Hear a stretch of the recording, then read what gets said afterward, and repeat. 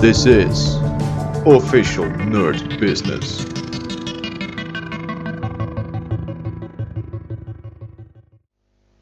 Hello nerd boys and girls, welcome to our math course. We are going to solve Euler Problem 6, and this episode will contain three things I want to discuss with you. First off, simply solving Euler Problem 6, then a exercise for our viewers, and finally one announcement I want to make to the basic program that we've got running here. So let's jump into it. Problem Euler 6 is on the screen. I've already created the base file and I've copied in the instructions from Project Euler. We are asked to calculate the difference between the sum of squares and the square of all sums within a number range starting from 1 leading up to our limit. They give an example, as they always do, a small test case with the limit at 10. So we've got 1 squared plus 2 squared plus 3 squared, etc. plus 10 squared is 385. Then we've got 1 plus 2 plus 3, etc. plus 10 squared is 55 squared is 3025. What is the difference between these numbers? That answer is given as a test case. And then the question is, find the difference in this sequence for the first 100 natural numbers, so from 1 to 100. So let's get to it. We would need a variable that keeps track of the sum of squares. Let's call that A. And we need a variable to keep track of the square of sums. That's B. And then we simply need a range. For I in range, we need to include 1 in our range. And we need to go all the way up to our limit plus 1 then for the range object.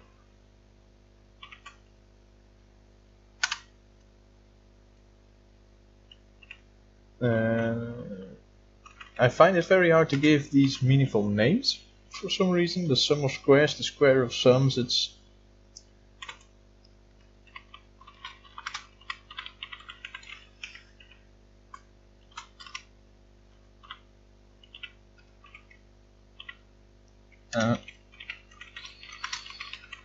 so for B we don't need to square anything while we are running in the loop. That we are going to do outside of it. That's what's going to happen here. But A needs to be squared on the spot. We are going to add to A the current iteration squared. Let's not use spaces here. And we're going to add to B simply I, the current number in our iteration. And then we want the difference between the sum of squares, which is A, minus whatever we've accumulated in B squared.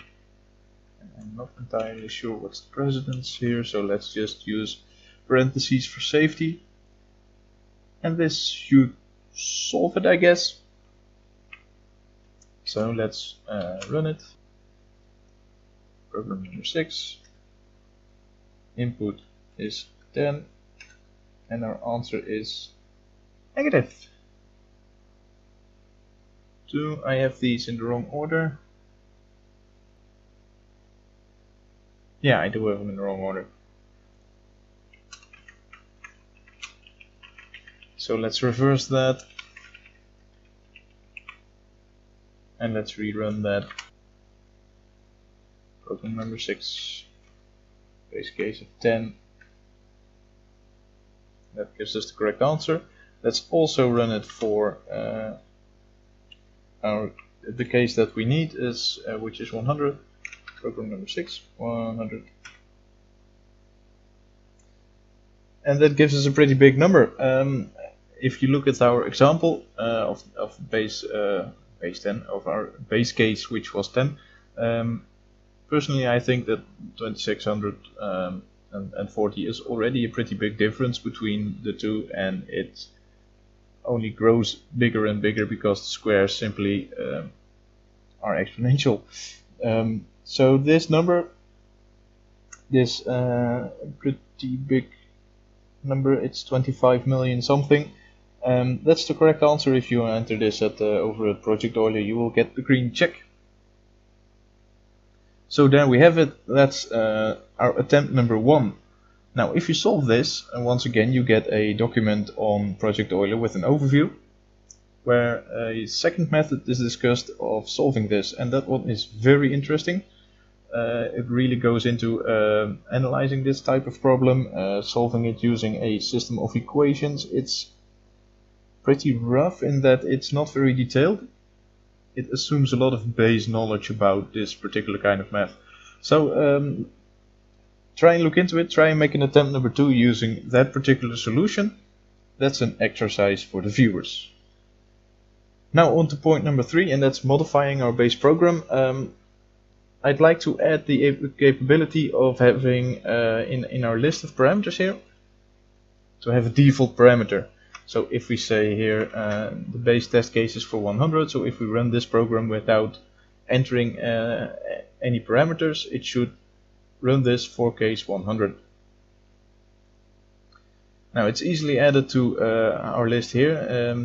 Making this list contain 4 elements instead of 3 is not really a biggie, but we need to alter our main.py. So if we open that, this is the program that lists all available Project Euler solutions we currently have and asks for input for any one of these.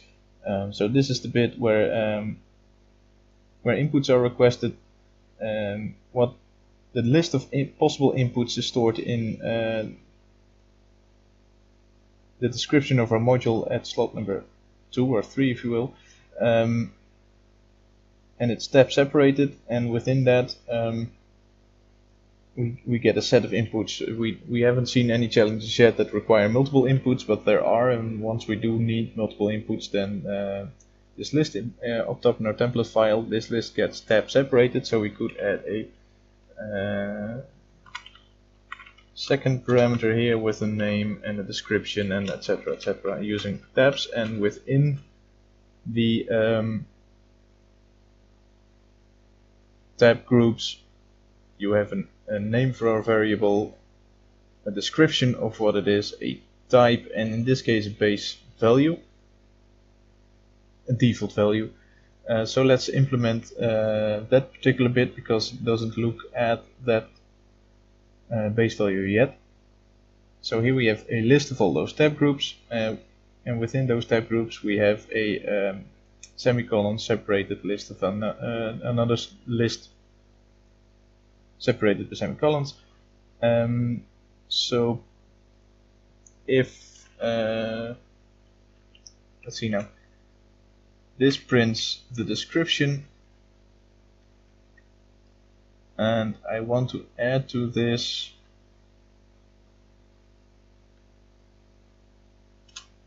I want to have a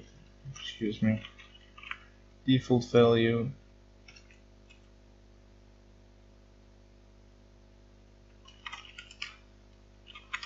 which is blank if the length of them is less than 4.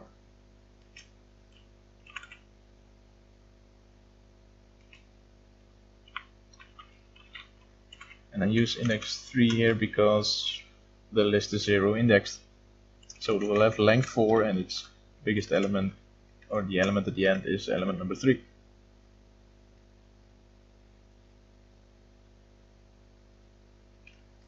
So Q is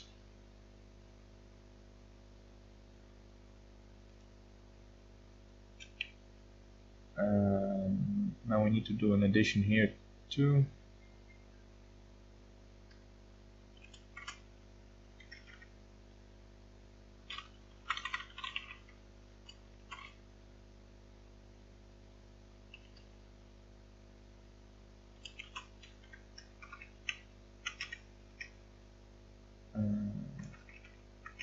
Space as well, plus default plus closing parentheses if default is not none, else just a blank string. So this should only add a default if the default is specified. And this prints the default but doesn't actually use it yet. Q is the variable that stores our user input. So if Q is an empty string input, when a user gives input, this is treated as a string value until we, as you can see here, cast it to something else. If Q is empty and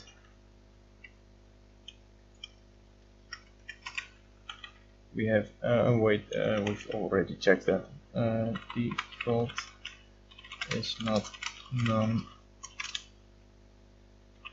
Q is set to our default. And this is also treated as a string value, so later parsings will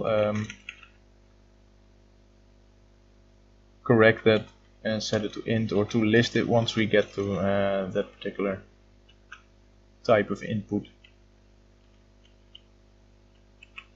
So this should, for problem number 6, this should allow us to leave the input blank and use 100 as default. And for each other challenge that we've solved up until now, this will not change anything, because there are no defaults yet specified in the header. And therefore those will be left blank, and this will throw an error once it starts to convert nothing into integers. Let's see if this works. List comes up, that's good. Problem number 6.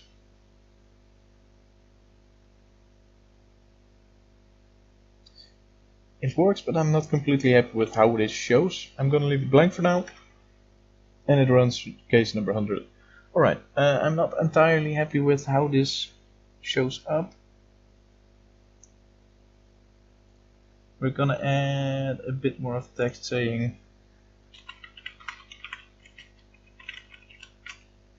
this. I think that'll be better. Again, case number 6. One typo and a space too many.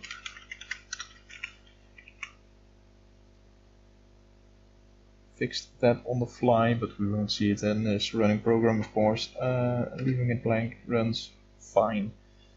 Again, number 5.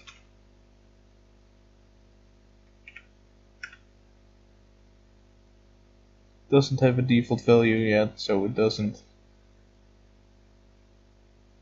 show anything here, and leaving this blank will result probably in an error. Yes, so that works as expected. In fact, it doesn't work, but we can fix that. Since we've only done 6 challenges yet, it's really no big deal to go back to the other challenges and add a default parameter to our inputs list. So that's what I'm gonna do off camera. So yeah, that's it for this week. I hope you've enjoyed it. I hope you really do the viewers exercise. It's really good. It's another really good overview. It really gets your mind into the correct mindset for solving this type of problems. And I'll see you next time.